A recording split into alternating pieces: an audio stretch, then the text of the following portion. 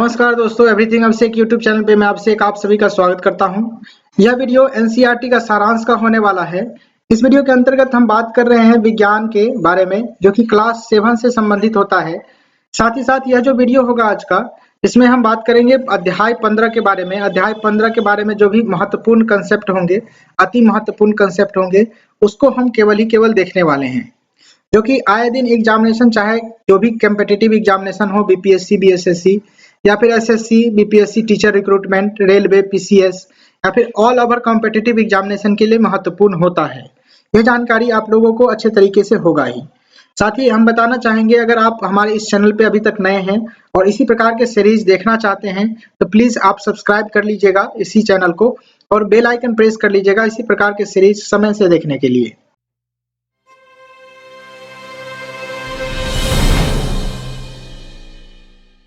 देख सकते हैं यहाँ पर प्रकाश इसका चैप्टर का नाम होगा, जिसे इंग्लिश में लाइट भी कहते हैं। यह चैप्टर बेहद ही महत्वपूर्ण हो जाता है। कई सारे एग्जामिनेशन में इससे बहुत सारे प्रश्न पूछे जाते हैं। इसको हम ध्यान से देखने वाले हैं। थोड़ा सा वीडियो लंबा होगा तो आप वीडियो को लास्ट तक जरूर देखिएगा। वीडियो कैसा लगे उसके बारे में आप कमेंट बॉक्स में जरूर लिखिएगा। साथ ही साथ लाइक करना मत भूलिएगा। देखते हैं, सबसे पहला देखें तो प्रमुख शब्द के रूप में या फिर प्रमुख टर्म्स के रूप में आप जाने इस चैप्टर का, तो आप देख सकते हैं अवतल लेंस। अवतल लेंस कैसा होता है, इसका बिहेवियर कैसा होता है, सारे कुछ के बारे में इसमें समझेंगे। अवतल दर्पण, उत्तल लेंस, उत्तल दर्पण। उसके बाद देखें तो प्रतिबिंब के बारे में जानेंगे, बिंब के बारे में जानेंगे, आवर्धक लेंस के बारे में जानेंगे, पश्च दृश्य दर्पण के बारे में जानेंगे, प्रिज्म क्या होता है, इंद्रधनुष कैसा होता है, वास्तविक प्रतिबिंब, पार्श्व दर्पण, उसके बाद गोलीय दर्पण, आभासी प्रतिबिंब, अभिसारित, उसके बाद अभिसारी लेंस, अपसारित लेंस, अपसारित जिसे बोलते हैं। उसके बाद देखें तो अपसारी लेंस। ये सारे के सारे कंसेप्ट को हम जानने वाले हैं इस चैप्टर के अंतर्गत। वीडियो को लास्ट तक देखना मत भूलिएगा। आगे बढ़ेंगे। देख सकते हैं आपके स्क्रीन पे कुछ फैक्ट के रूप में, क्वेश्चन के रूप में पूछा जा रहा है कि क्या आप जानते हैं। तो आपके बारे में यहाँ पर बताया गया कि एक जानकारी के रूप में कि दर्पण अस्त्रों की भांति भी उपयोग में लाए जा सकते हैं। यानी कि अस्त्र जो है, दर्पण जो है, एक प्रकार से हम अस्त्र के भांति हम उपयोग कर सकते हैं किसी भी लड़ाई में। यह कौन उपयोग किया था, इसके बारे में एक कहानी के रूप में आप देखने को मिलेगा। फिगर से आप देख रहे होंगे कि किस प्रकार से यह दर्पण लगाया गया था समुद्र के किनारे। यह कौन लगाया था, किस लिए लगाया था, इसके बारे में जानेंगे। कहते हैं कि ग्रीक वैज्ञानिक आर्किमिडीज ने लगभग 2000 वर्ष पहले ऐसा कर दिखाया था। जब रोमन ने ग्रीक के समुद्र तट से, मतलब देख सकते हैं, सरायक्यूज यानी कि सिसिली नामक नगर पर आक्रमण किया। सरायक्यूज पहले का नाम था और सिसिली अभी का नाम है, देख सकते हैं। तो सिसिली नामक शहर पर जब आक्रमण किया, जो कि ग्रीक देश में पाए जाते हैं, ग्रीक देश में अवस्थित है यह शहर, तो आर्किमिडीज ने जो है कि इस चित्र में जो दिखाया है इसके अनुसार, दर्शाए गए के अनुसार दर्पणों को लगाया और दर्पणों को किसी भी दिशा में घुमाया जा सकता है। इस प्रकार से लगाया कि दर्पण को किसी भी दिशा में हम घुमा सकते थे। इन्हें इस प्रकार व्यवस्थित कर दिया गया कि सूर्य से जो प्रकाश को रोमन सैनिकों के ऊपर परिवर्तित कर सकते थे। यानी कि इस प्रकार से इसको व्यवस्थित किया गया कि मतलब उसके जो है रोशनी को, सूरज की जो रोशनी थी उसे जो है कि जो उधर से नाव पे आ रहे थे लोग, सैनिक वगैरह, रोमन के जो सैनिक थे, उनको मतलब आंख पर इसको रोशनी इसलिए तेज रूप से पड़ा कि वो सैनिक जो है कि चौंधिया गए और वे नहीं जानते थे कि यह क्या हो रहा है और वे चकरा गए और भाग गए डर के मारे, कि उन्होंने कभी ऐसा देखा नहीं था इस प्रकार के अस्त्र, कि उन्होंने सोचा कि इस प्रकार से कौन सा अस्त्र का ये इस्तेमाल कर रहे हैं कि आंख मतलब मिचलाने लगता था, कुछ दिखाई ही नहीं दे रहा था। यह एक ऐसा उदाहरण है जो कि स्पष्ट करता है कि किसी प्रकार के सैनिक ताकत पर सूझबूझ से विजय पाई जा सकती है। इसके बारे में यहाँ पर एक प्रकार से कोटेशन भी दिया गया है। आर्किमिडीज के दर्पण का सिद्धांत जो है कि यहाँ पर आप देख सकते हैं कि क्या है। आगे बढ़ेंगे तो कुछ फैक्ट है जो कि हम चैप्टर से निकाल करके लाए हैं। यह बेहद ही इम्पोर्टेंट है। यहाँ पर देखेंगे तो पहला फैक्ट के रूप में हम लिखे हैं कि पार्श्व दर्पण में दिखने वाली किसी वस्तु की छवि को दर्पण प्रतिबिंब या फिर दर्पण छवि हम कहते हैं। यानी पार्श्व दर्पण में दिखने वाली जो वस्तु की छवि होती है, जो चित्र होती है, वह दर्पण का प्रतिबिंब या फिर दर्पण की छवि के रूप में हम जानते हैं।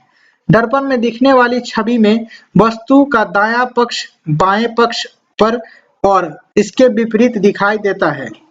ध्यान देंगे इस बात को कि इस तरह की दर्पण छवि को पार्श्वतः उल्टा कहा जाता है। इस तरह के जो दर्पण होते हैं उसको कहा जाता है, इस तरह के जो छवि होते हैं दर्पण का जो छवि होते हैं उसे पार्श्वतः कहा जाता है, उल्टा कहा जाता है। इस घटना को पार्श्व उत्क्रमण भी कहते हैं। ध्यान रखेंगे इस बात को कि जो आप देखेंगे दर्पण में, तो दर्पण में आपका दाहिना हाथ जो होगा वो बायां हाथ हो जाएगा और बायां हाथ होगा वो दाहिना हाथ हो जाएगा। तो इसी प्रक्रम को यहाँ पर कहा गया है और इसे पार्श्वतः उल्टा कहा जाता है। आगे बढ़ेंगे तो दर्पण बनाने के लिए कांच की पिछली सतह पर पारे अथवा चांदी की कलई चढ़ाई जाती है। इंपॉर्टेंट है यह कि दर्पण के जो पिछले भाग होते हैं उस पर किसकी कलई चढ़ाई जाती है, तो पारा अथवा जो है कि चांदी की कलई चढ़ाई जाती है। इसके बाद जो है कि लोहे के लाल ऑक्साइड का पेंट किया जाता है। इससे कांच का दूसरा तल परावर्तक हो जाता है। समझ रहे बात को, इसको ध्यान रखेंगे। लोहे के लाल ऑक्साइड का भी पेंट किया जाता है। सबसे पहले जो है कि पारे और चांदी के कलई किया जाता है, उसके बाद जो है कि लाल ऑक्साइड का पेंट किया जाता है, जिससे क्या होता है तो परावर्तक हो जाता है, वह दर्पण के रूप में परिवर्तित हो जाता है। नेक्स्ट जो फैक्ट है, आधुनिक दर्पण में चांदी तथा एल्युमिनियम जैसी धातुओं का इस्तेमाल किया जाता है। तो यहाँ से भी इसको भी ध्यान में रखेंगे हम कि आधुनिक जो दर्पण है उसमें अगर हम देखें तो चांदी अथवा जो है कि एल्युमिनियम जैसी धातुओं का इस्तेमाल किया जाता है। ये धातुएं कांच पर एक पतली कोटिंग के रूप में लगाई जाती है और इन धातुओं को उच्च परावर्तक के रूप में हम देख सकते हैं, समझ सकते हैं। और जो स्वाभाविक रूप से चिकनी और कठोर सतह के वजह से वे दर्पण की अच्छी मानी जाती है। यानी कि चांदी और एल्युमिनियम का जो है कि लेप लगाया जाता है, जिससे कि वह एक प्रकार से अच्छा दर्पण इसके इस्तेमाल में आप देख सकते हैं, इसको मान सकते हैं। नेक्स्ट फैक्ट है आपके सामने, वाहनों के पार्श्व दर्पण में उत्तल दर्पण का इस्तेमाल किया जाता है। वाहन के जो होते हैं पार्श्व दर्पण यानी कि साइड मिरर के रूप में हम उत्तल दर्पण का इस्तेमाल करते हैं। इसका इस्तेमाल करते हैं तो उत्तल दर्पण का इस्तेमाल करते हैं। उत्तल दर्पण हमेशा वस्तु का सीधा और छोटा प्रतिबिंब बनाता है। इसका दृष्टि क्षेत्र जो है कि बड़ा होता है, यानी कि यह जो है कि दृष्टि क्षेत्र आप कह लें तो इसका जो है कि बड़ा होता है, बहुत बड़ा होता है। यहाँ पर जो इसकी जो फिगर होता है, इस पर जो प्रतिबिंब बनते हैं, यह जो सीधा बनता है और छोटा बनता है। आगे बढ़ेंगे तो फैक्ट की तरफ चलेंगे और फैक्ट होगा आपके स्क्रीन पे, प्रकाश सरल रेखा में गमन करती है, सभी लोग जानते होंगे। और दर्पण अपने ऊपर पड़ने वाली प्रकाश की दिशा बदल देता है, यह भी बात जानते होंगे। दर्पण द्वारा प्रकाश की दिशा का यह परावर्तन जो होता है प्रकाश का परावर्तन कहलाता है। ध्यान रखेंगे। यहाँ से आप देख सकते हैं कुछ फिगर के अनुसार यहाँ पर प्रकाश के दर्पण पर जो है कि परावर्तन करके दिखाया जा रहा है। इस प्रकार से रोशनी आ रही है इधर से और इधर से इसका रिफ्लेक्शन हो रहा है। उसके बाद देखें तो गोलीय दर्पण वक्रित दर्पण का सबसे अधिक सामान्य उदाहरण है। यानी कि गोलीय दर्पण जो होते हैं वक्रित दर्पण का सबसे अधिक सामान्य उदाहरण है। उसके बाद देखें तो यदि किसी गोलीय दर्पण का परावर्तक पृष्ठ अवतल हो तो अवतल दर्पण कहे जाते हैं। यानी कि जो परावर्तक सतह जो होते हैं, जो जिधर से आप चेहरा देखते हैं उधर से अगर उभरा हुआ होगा तो यह कहलाएगा अवतल, यह कहलाएगा क्या, तो अब उत्तल दर्पण कहलाएगा, जिसका जो है कि उभरा होगा वो, और जिसका जो है कि धंसा होगा वह कहलाएगा अवतल दर्पण। तो ये वाला जो पार्ट है ये कहेगा अवतल दर्पण और ये जो है ये कहलाएगा उत्तल दर्पण। समझ रहे बात को। आगे बढ़ेंगे तो ये जानकारी है पीडीएफ प्राप्त करने की, जिसके माध्यम से आप पीडीएफ प्राप्त कर सकते हैं। मामूली सी प्राइस रखा गया है पीडीएफ का, और इस क्यूआर कोड के माध्यम से आप पेमेंट करके इस पर आप पेमेंट स्लिप सेंड करेंगे। A4 साइज में आपको प्रिंटेबल फॉर्मेट में मिलेगा पीडीएफ, जो आप आसानी से अध्ययन कर सकते हैं उसके माध्यम से। और साथ ही साथ वीडियो को आप देखते रहेंगे तो और अच्छी तरीके से आप अध्ययन कर पाएंगे। आगे बढ़ेंगे और नेक्स्ट फैक्ट देखेंगे। यह चैप्टर थोड़ा सा लंबा होने वाला है। देख सकते हैं कि एक अवतल दर्पण लीजिए, इसके परावर्तक पृष्ठों को सूर्य की ओर रखकर पकड़िए, यानी कि सूर्य की तरफ जो है कि रखकर पकड़ने के लिए कहा जा रहा है कि दर्पण में परावर्तित प्रकाश की एक कागज की शीट पर प्राप्त करने के प्रयत्न कीजिए। यानी इस प्रकार से जब आप प्राप्त करेंगे तो अवतल दर्पण सूर्य की वास्तविक प्रतिबिंब के रूप में दर्शाता है। यानी कि जो अवतल दर्पण जो होता है वो एक प्रकार के सूर्य के जो प्रतिबिंब है उसको दर्शा रहा है यहाँ पर गोला टाइप से। हाँ, ये बता रहा है यहाँ पे। उसके बाद नेक्स्ट फैक्ट है यहाँ पर कि वास्तव में सूर्य का प्रतिबिंब वास्तव में जो है कि सूर्य का प्रतिबिंब है, यानी कि वास्तव में सूर्य का प्रतिबिंब है कौन सा, तो ये जो दर्शाया गया है यहाँ पर जो है कि जो मतलब जो है कि बुंदा टाइप से जो दिखाया जा रहा है ये दर्पण के द्वारा, रिफ्लेक्शन के द्वारा, तो यह एक प्रकार से जो क्या समझ लें तो सूर्य का जो एक प्रकार से छाया है, प्रतिबिंब है, इमेज है। ध्यान दीजिए यह प्रतिबिंब पर्दे अथवा कागज की शीट पर बन रहा है, यानी कि पर्दे पर बनने वाली प्रतिबिंब को वास्तविक प्रतिबिंब कहते हैं। ध्यान रखेंगे इस बात को, जो पर्दे पर जो बनता है प्रतिबिंब उसे क्या कहते हैं, तो वास्तविक प्रतिबिंब कहते हैं। स्मरण कीजिए, स्मरण क्या कीजिए तो क्रियाकलाप मतलब 15.2 में तो क्या था इसमें, उसके बारे में बताया गया है कि समतल दर्पण द्वारा बने मोमबत्ती की लौ के प्रतिबिंब को पर्दे पर प्राप्त नहीं किया जा सकता है, और इस प्रकार के जो प्रतिबिंब होते हैं वह आभासी प्रतिबिंब के रूप में आप देख सकते हैं, जान सकते हैं। आप आगे बढ़ेंगे तो यहां से देखेंगे नेक्स्ट फैक्ट, अवतल दर्पण द्वारा बने प्रतिबिंब साइज में बिंब से छोटा होता है। एक बार और देखेंगे, अवतल दर्पण द्वारा बने प्रतिबिंब जो होता है साइज में बिंब से छोटा होता है, यानी वस्तु के साइज से छोटा होता है अवतल दर्पण में, या बड़ा हो सकता है।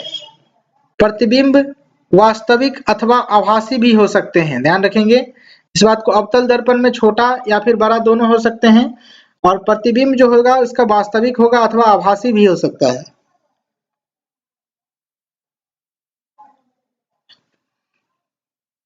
नेक्स्ट जो फैक्ट है आपके स्क्रीन पे देख सकते हैं, अवतल दर्पणों का उपयोग अनेक प्रयोजनों के लिए किया जाता है। संभवतः आप देखें तो अपने डॉक्टरों को आंख, कान, नाक अथवा जो है कि गले का निरीक्षण करते समय आप अवतल दर्पण का उपयोग करते हुए डॉक्टर को देखे होंगे, और दांत के जो विशेषज्ञ होते हैं उनके द्वारा अवतल दर्पण का उपयोग दांतों का जो है कि बड़ा प्रतिबिंब देखने के लिए किया जाता है। यानी पूछा जा सकता है कि डॉक्टर या फिर दांत के जो विशेषज्ञ होते हैं, दांत मतलब मुख में जो दांत होते हैं उसके दांत के जो है कि जो विशेषज्ञ होते हैं, डॉक्टर होते हैं, वह किस दर्पण का उपयोग करते हैं, तो वह अवतल दर्पण का उपयोग करते हैं। ध्यान रखेंगे। आगे बढ़ेंगे नई जानकारी के साथ, यहाँ पर देखेंगे कि टॉर्च, कारों तथा स्कूटरों के अग्रदीप के परावर्तक पृष्ठ की आकृति भी अवतल होती है, यानी कि जो अगर दीप्त होती है, यानी कि जिस प्रकार से जो इसका बल्ब होता है, ये भाग को कहा जा रहा है कि ये एक प्रकार से अवतल दर्पण के जैसे प्रयोग करता है। यहाँ पर आप देखेंगे तो कुछ चमकीला पदार्थ का लेप लगाया रहता है, जिसके माध्यम से जो भी रोशनी होती है, इसमें जो बल्ब लगा होता है वह इस लाइट को रिफ्लेक्ट करके आगे की ओर प्रकाशित करता है। उसके बाद देख सकते हैं यहाँ पर है, उत्तल दर्पण अधिक क्षेत्र के दृश्य का प्रतिबिंब बना सकता है, अतः ये चालकों के पीछे की अपेक्षाकृत अधिक क्षेत्र के वाहनों की देखने में जो है कि सहायता प्रदान करता है। कहा जा रहा है कि उत्तल दर्पण का जो उपयोग हम साइड मिरर के रूप में करते हैं, तो वहां पर इसलिए करते हैं कि जो पीछे जो वाहन आ रहे होते हैं उनमें चालक को जो है कि अपेक्षाकृत बहुत अधिक सारे वाहन एक साथ दिखाई दे देते हैं। यहाँ पर देख सकते हैं आप इस प्रकार से, तो इसी कारण से हम लोग क्या करते हैं तो इस्तेमाल करते हैं साइड मिरर के रूप में। यहाँ पर उत्तर दर्पण में पार्श्व दर्पण के रूप में आप देख सकते हैं, यहाँ पर लिखा भी गया है। और नेक्स्ट फैक्ट है आपके सामने कि आपने आवर्धक लेंस या फिर हैंड लेंस को देखा होगा, यह बहुत छोटे प्रिंट को पढ़ने के लिए किया जाता है, यानी कि जब छोटे छोटे महीन महीन प्रिंट होते हैं उनको जो है कि लेंस के जरिए आप देखे होंगे, लेंस गोला कलर का होगा इस तरीके से, तो इसको छोटे छोटे महीन टर्म या फिर महीन चीज को, महीन अक्षर को पढ़ने के लिए किया जाता है। नेक्स्ट है कि वे लेंस जो किनारों की अपेक्षा बीच में मोटी प्रतीत होती है उत्तल लेंस कहलाते हैं, यानी कि ऐसे लेंस जो है कि मोटे प्रतीत होती है बीच में इस प्रकार से, तो यह उत्तल लेंस है, और ये जो पतला बीच में प्रतीत होता है वह जो क्या कहलाता है, अवतल लेंस कहलाता है। इसी के बारे में यहाँ पर बताया गया था। उसके बाद जो देखें तो नेक्स्ट फैक्ट आपके सामने और आएगा कि समांतर उत्तल लेंस उस पर जो है कि पड़ने वाली आपतित प्रकाश के आभासी या फिर अंदर की ओर मोड़कर जो है कि देती है, यानी समझ लें कि उत्तल लेंस जो होता है उस पर पड़ने वाला जो प्रकाश होता है, प्रकाश को अभिसारित कर देता है, फैला देता है या फिर अंदर की ओर मोड़ देता है, और जो यह जो है कि इसीलिए इसे अभिसारी लेंस भी कहते हैं। यानी कि उत्तल लेंस को हम क्या कहते हैं को अभिसारी लेंस भी कहते हैं। उत्तल लेंस को क्या कहते हैं? अभिसारी लेंस भी कहते हैं। इसके विपरीत अवतल लेंस को जो है कि आपतित प्रकाश को अपसारित कर देता है, फैला देता है, बाहर की ओर मोड़ देता है। तो यह जो है कि क्या कहलाता है? इसे जो है कि क्या कहलाता है? यह तो अपसारी लेंस कहलाता है। यहाँ पर देख सकते हैं यह उत्तल लेंस है, उत्तल लेंस है, यह है अवतल लेंस। ये अवतल लेंस है। अवतल लेंस क्या करता है? तो फैला देता है रोशनी को, और जो उत्तल लेंस होता है वह एक प्रकार से पॉइंटेड कर देता है लाइट को। तो इस दोनों चीज में अंतर है, इस बात को लेकर के। और आगे बढ़ेंगे, फैक्ट देखेंगे।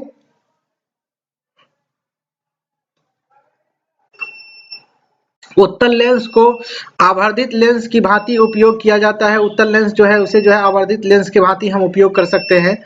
उसके बाद देखें तो अवतल लेंस का अवसर, अवतल लेंस द्वारा जो है कि बने प्रतिबिंब सदैव आभासी सीधे अथवा सीधे तथा बिंब के साइज का होता है। अवतल दर्पण द्वारा जो प्रतिबिंब होता है, अवतल लेंस द्वारा जो प्रतिबिंब होता है, वह सदैव क्या बनता है? आभासी, सीधा तथा बिंब के साइज का बनता है। ध्यान रखेंगे, प्रतिबिंब मतलब वस्तु के साइज का ही होता है, इसको याद रखेंगे। अवतल लेंस द्वारा बने प्रतिबिंब सदैव आभासी होता है, सीधा होता है एवं प्रतिबिंब जो है कि वस्तु के साइज का ही होता है। ध्यान रखेंगे।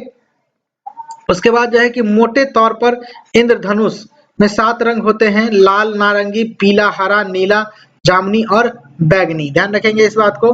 नारंगी, लाल, नारंगी, पीला, हरा, नारंगी, जामुनी, बैगनी, यानी सबसे नीचे बैगनी देखने को मिलेगा, सबसे ऊपर आपको लाल देखने को मिलेगा। इस बात को ध्यान रखेंगे।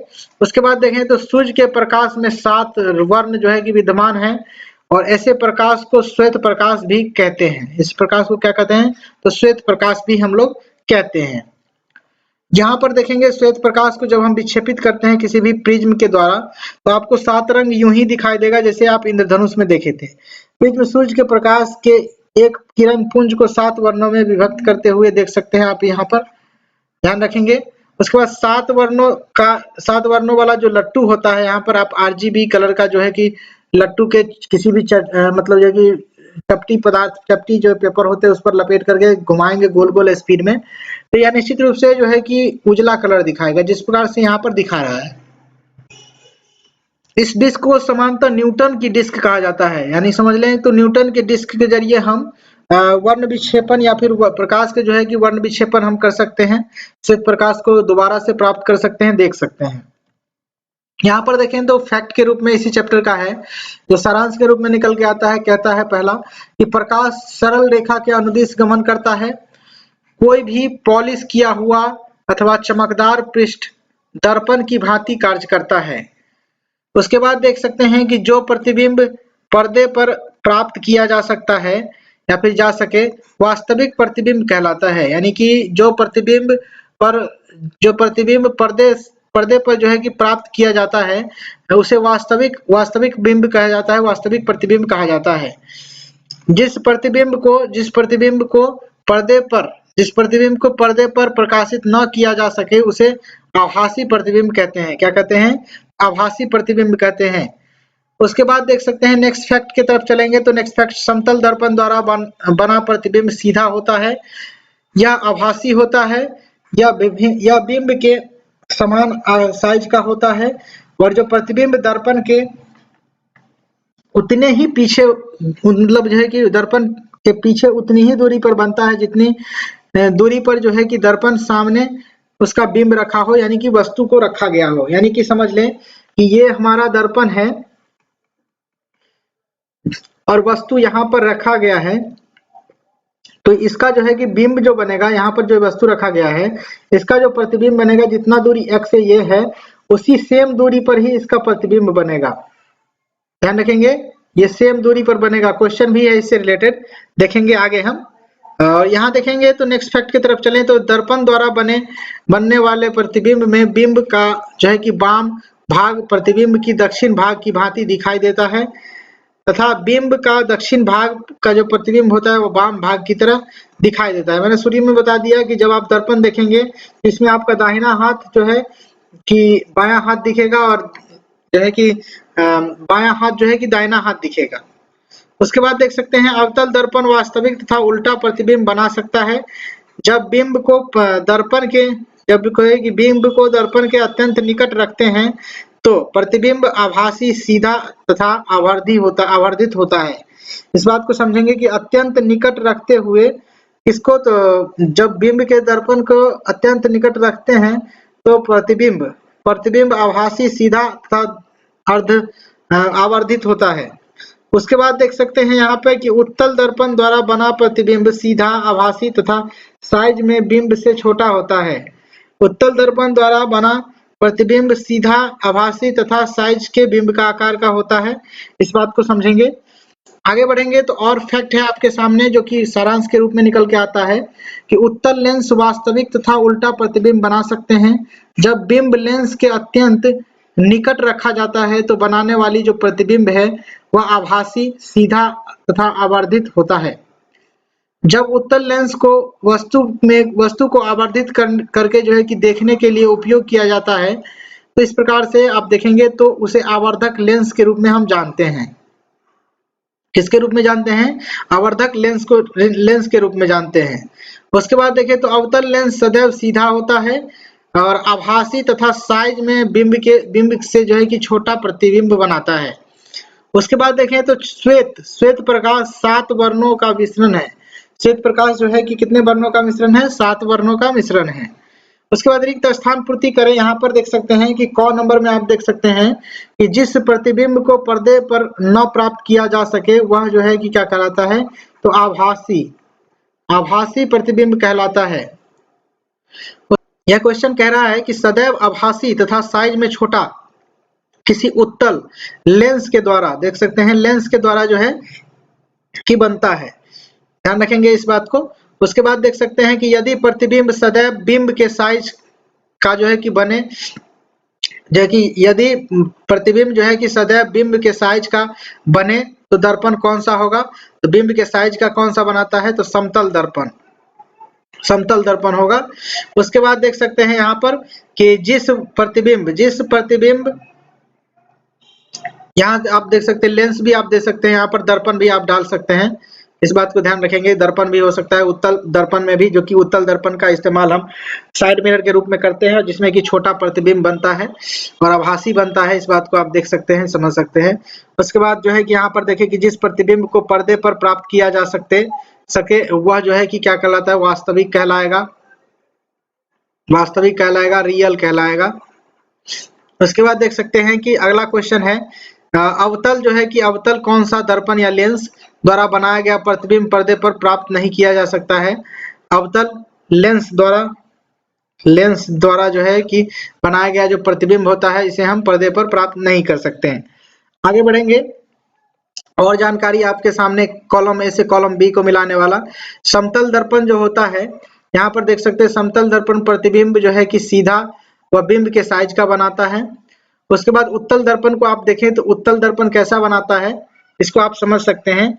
उत्तल दर्पण दो प्रकार से यहाँ पर देख सकते हैं, दो कॉलम इसको संतुष्ट कर रहा है कि उत्तल दर्पण जो है कि अधिक क्षेत्र के दृश्य का प्रतिबिंब बना सकता है। उसके बाद उत्तल दर्पण आवर्धित प्रतिबिंब बना सकता है, यानी कि जो है कि उल्टा तथा आवर्धित प्रतिबिंब बना सकता है। उत्तल दर्पण तो उल्टा नहीं बनाता है, आवर्धित भी नहीं बनाता है। ये मिस्टेक है ना। यहाँ पर देख सकते हैं उत्तल लेंस इसमें आ जाएगा। उत्तल लेंस किस में आएगा? यहाँ पर देख सकते हैं आवर्धित लेंस की भांति उपयोग होता है। उत्तल लेंस का जो है कि आवर्धक लेंस के भांति हम इसका उपयोग करते हैं। ये थोड़ा सा गैदरिंग हो गया, इसको हम थोड़ा सा इरेज कर लेते हैं ये वाला लाइन को, ठीक है। और उसके बाद देख सकते हैं इसमें दो कॉलम सपोर्ट कर रहा है इसको। उसके बाद यहाँ पर उत्तल लेंस जो है कि यहाँ पर देखेंगे कि आवर्धक लेंस की भांति उपयोग होता है। और उसके बाद दर्पण, अवतल दर्पण को देखें तो अवतल दर्पण यहाँ पर है कि दंत चिकित्सक दांतों का आवर्धिक प्रतिबिंब देखने के लिए हम उपयोग करते हैं। किसका? दंत चिकित्सक के द्वारा इसका अवतल दर्पण का उपयोग किया जाता है।